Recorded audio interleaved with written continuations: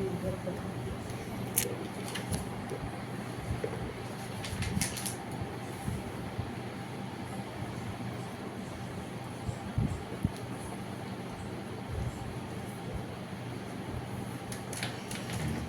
करने की बात कथा सुनी। सूत जी कहते हैं, मंदार की माला से जिन के केशवाप से अलंकृत है और मुंडों की माला से जिन शिव जी की जटा अलंकृत है, जो दिव्य वस्त्र धारण की हैं और जो दिगंबर हैं, ऐसे श्री पार्वती जी और श्री शिव जी को प्रणाम करता हूँ। रामनिक कैलाश पर्वत के शिखर पर बैठी हुई श्री पार्वती जी कहती हैं, हे महेश्वर, हमें कोई गुप्त व्रत या पूजन बताइए जो सब धर्मों से सरल हो, जिसमें परिश्रम भी कम करना पड़े लेकिन फल अधिक मिले। हे नाथ, यदि आप मुझ पर प्रसन्न हो तो विधान बताइए। हे प्रभु, किस तप व्रत या दान से आदि मद और अंध रहित आप जैसे महाप्रभु हमको प्राप्त हुए हैं। शिव जी बोले, हे देवी सुनो, मैं तुमको एक व्रत जो मेरा सर्वस्व और छिपाने योग्य है लेकिन तुम्हारे प्रेम के वशीभूत होकर मैं तुम्हें बतलाता हूँ। शिव जी ने कहा, भारतवर्ष में जैसे नक्षत्रों में चंद्रमा, ग्रहों में सूर्य, वर्णों में ब्राह्मण, देवताओं में विष्णु भगवान, नदियों में गंगा, पुराणों में महाभारत, वेदों में सामवेद, इंद्रियों में मन श्रेष्ठ है, सब पुराणों और वेदों का सर्वस्व जिस तरह का कहा गया, मैं तुम्हें एक प्राचीन व्रत का बताता हूँ। एकाग्र मन से सुनो। जिस व्रत के प्रभाव से तुमने मेरा आधा आसन प्राप्त किया हुआ मैं तुमको बतलाऊंगा, क्योंकि तुम मेरी प्रेयसी हो। भाद्रपद मास में हस्त नक्षत्र से शुक्ल पक्ष के तृतीय तिथि को उसका अनुष्ठान मात्र प्राप्त करने से स्त्रियां सब पापों से मुक्त हो जाती हैं। हे देवी, तुमने आज से बहुत दिनों अपने हिमालय पर्वत और इस व्रत को किया था, यह वृतांत मैं तुमसे कहूँगा। पार्वती जी ने कहा, पूछा, हे नाथ, मैंने क्यों यह व्रत किया था, यह सब आपके मुख से सुनना चाहती हूँ। उत्तर की ओर एक बड़ा रमणीक और पर्वतों से श्रेष्ठ हिमवान नामक पर्वत है, जिसके आसपास तरह तरह की भूमियाँ, तरह तरह के वृक्ष उस पर लगे हुए हैं। नाना प्रकार के वृक्ष और अनेक प्रकार के पशु उस पर निवास करते हैं। वहाँ पहुँचकर गंधर्वों के साथ बहुत से देवता, सिद्ध, चारण, पक्षीगण सर्वदा प्रसन्न मन से विचरित करते हैं और कथा वहाँ पहुँचकर गंधर्व गाते हैं, अप्सराएं नाचती हैं। उस पर्वतराज के कितने ही शिखर ऐसे हैं जिनके स्फटिक रत्न और वैदर्य मणि आदि के खाने भरी हैं। यह पर्वत ऊंचा तो इतना अधिक है कि मित्र के घर जैसी तरह समझकर आकाश का स्पर्श किए रहता है। इसके समस्त शिखर सदैव हिम बर्फ से आच्छादित रहते हैं और गंगा जल की ध्वनि से सदा सुनाई देती है। हे पार्वती, तुमने बाल्यकाल में उसी पर्वत पर तपस्या की थी। 12 वर्षों तक तुम उल्टी टांग कर केवल धुआं पीकर रही। 64 वर्षों तक सूखे पत्ते खाकर रही। माघ मास में तुम जल में बैठ रही रहती और सब बैसाख में दोपहर में बच जागनी तापती। सावन महीने में जल बरसता तुम भूखी प्यासी रहकर मैदान में बैठी रहती। तुम्हारे पिता इस तरह के कष्ट सहन को देखकर बड़े दुखे हुए वे चिंता में पड़ गए, मैं अपनी कन्या किसको दूँ। उसी समय नारद वहाँ पहुँचे। मुनि श्रेष्ठ नारद इस समय तुम्हें देखने गए थे।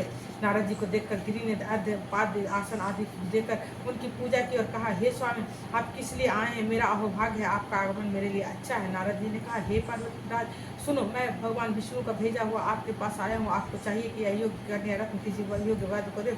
भगवान विष्णु के समान योग्य वर ब्रह्मा, इंद्र और शिव इनमें से कोई नहीं है, इसलिए मैं यही कहूँगा कि आप अपनी कन्या भगवान विष्णु को ही देवें। हिमवान ने कहा, भगवान विष्णु स्वयं मेरी कन्या ले रहे हैं और आप यह संदेश लेकर आए हैं तो मैं उन्हें अपनी कन्या दूंगा। हिमवान की इतनी बात सुनकर मुनिराज नारद आकाश में विलीन हो गए। वो पीताम्बर, शंख, चक्र और गदाधारी भगवान विष्णु के पास पहुंचे। वहाँ हाथ जोड़कर नारद जी ने भगवान विष्णु से कहा, हे देव सुनिए, मैंने आपका विवाह पक्का कर दिया है। उधर हिमवान ने पार्वती के पास आकर कहा कि हे पुत्री, मैंने तुम्हें भगवान शिव को दे डाली। तब पिता की बात सुनकर तुम बिना उत्तर दिए वो अपनी सखी के घर चली गई। वहाँ जमीन पर पड़कर तुम बड़ी दुखी तो विलाप करने लगी। तुमको इस प्रकार विलाप करती हुई देखकर सखी बोली, तुम क्यों इतने दुखी हुए हो, इसका कारण बताओ। तुम्हारी जो कुछ इच्छा होगी मैं यथाशक्ति उसको पूरा करने की चेष्टा करूंगी, इसमें कोई संशय नहीं है। पार्वती बोली, मेरी जो कुछ अभिलाषा है इसे तुम प्रेम पूर्वक सुनो। मैं एक मात्र शिव जी को अपनी पत्नी मान बनाना चाहती हूँ, जिसमें कुछ भी संशय नहीं है। मेरे इस विचार को पिताजी ने ठुकरा दिया है, इससे मैं अपने शरीर को त्याग दूंगी। पार्वती की इस बात को सुनकर शक्तियों ने कहा कि शरीर का त्याग ना करो, चलो किसी ऐसे वन में चले जहाँ पिता को पता ना लगे। ऐसा चलाकर तुम वैसे वन में जा पहुँची। उधर तुम्हारे पिता घर घर में तुम्हें खोजने लगे। दूतों द्वारा भी खबर लेने लगे कि कौन देवता या किन्नर मेरी पुत्री को हर ले गया।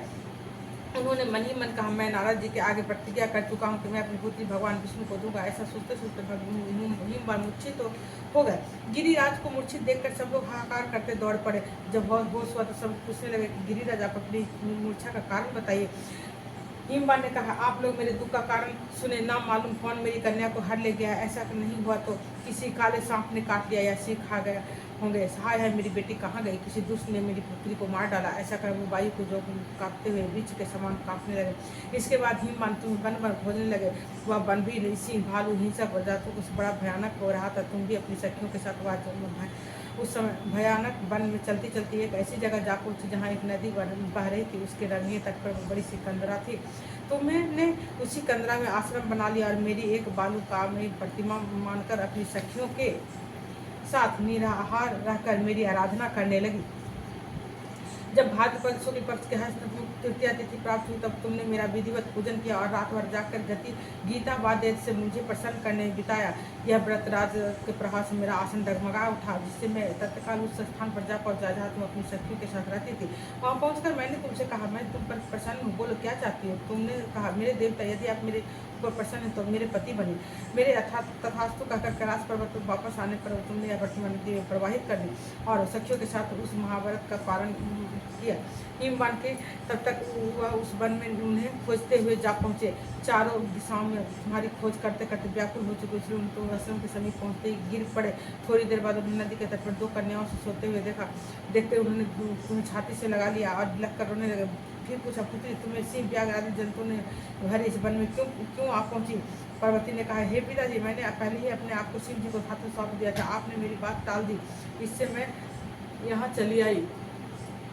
हिमवान ने सांत्वना दी कि हे पुत्री, मैं तुम्हारी इच्छा के विरुद्ध कुछ ना करूँगा। वे तुम्हें अपने साथ घर ले आए, मेरे साथ तुम्हारा विवाह कर दिए। इससे तुमने मेरा आधा अर्धासन पाया। तब से आज तक किसी के सामने यह व्रत प्रकट करने का अवसर नहीं प्राप्त है। हे देवी, मैं यह बताता हूँ कि इस पर हरितालिका का नाम क्यों पड़ा। तुम्हारी सखियों ने तुम्हारी सखियाँ हर ले गई थी, जिससे हरितालिका नाम पड़ा। पार्वती जी ने कहा, हे प्रभु, आपने नाम तो बताया, अब इसकी विधि भी बताया, इसका क्या पुण्य है, क्या फल है, यह व्रत कौन करे। शिव जी पार्वती जी से कहते हैं, हे देवी, मैंने समस्त स्त्री जाति की भलाई के लिए यह उत्तम व्रत बतलाया। जो स्त्री अपने सौभाग्य की रक्षा के चाहती है वो यत्नपूर्वक इस व्रत को करे।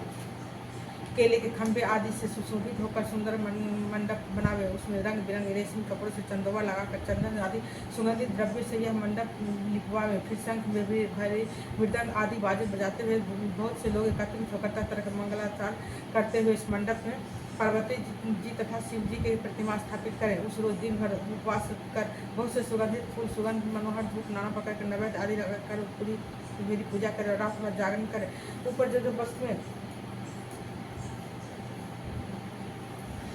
गिनाई गई हैं उनके अतिरिक्त नारियल, सुपारी, जिम्बरी, नींबू, लौंग, अनार, नारंगी आदि जो फल प्राप्त होते हैं उन्हें इकट्ठा करें। इस ऋतु में जो फल और फूल मिले उससे विशेष रूप से रखें। इसके बाद धूप दीपावली से पूजन प्रार्थना करें। हे शिव रूपे, हे मंगले सब अर्थों के देने वाली हे देवी, शिव रूपे आपको नमस्कार है। हे शिव रूपे आपका सदा से नमस्कार है। हे ब्राह्मणी रूपे आपको नमस्कार है। हे जगदानी दात्री आपको नमस्कार है। हे सिंहासनी, संसार के भय से भवित कुछ दिन की रक्षा करें, मुझ दिन की रक्षा करें। इस कामना को पूर्ति के लिए मैंने आपकी पूजा की है। हे पार्वती, मुझे राज्य और सौभाग्य दे, मुझ पर प्रसन्न हो।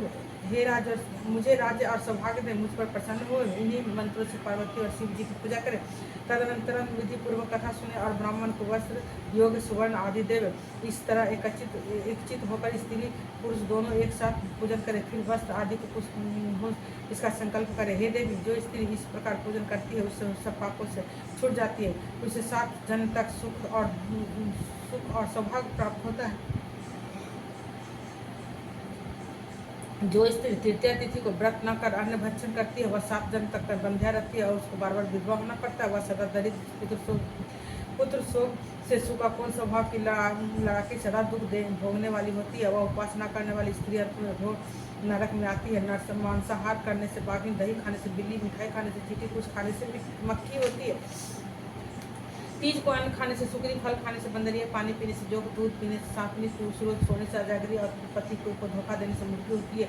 इसलिए सभी स्त्री व्रत अवश्य करें। दूसरे दिन स्वर्ण जाति, तांबा तथा बांस के पात्र में अन्न भरकर ब्राह्मण को दान पारण कर।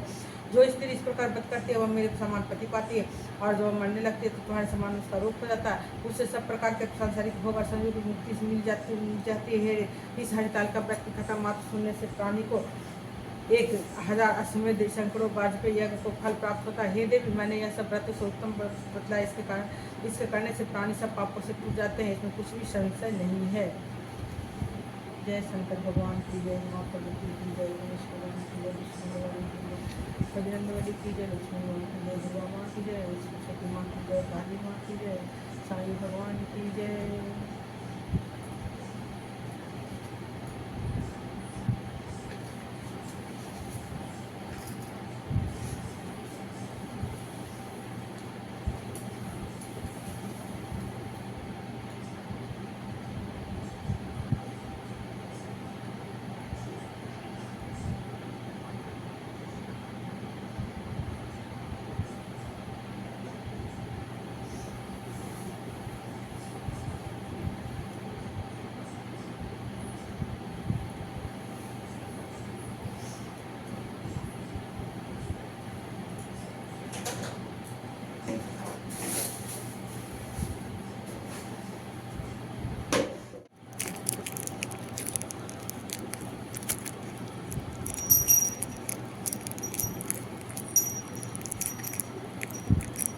अरे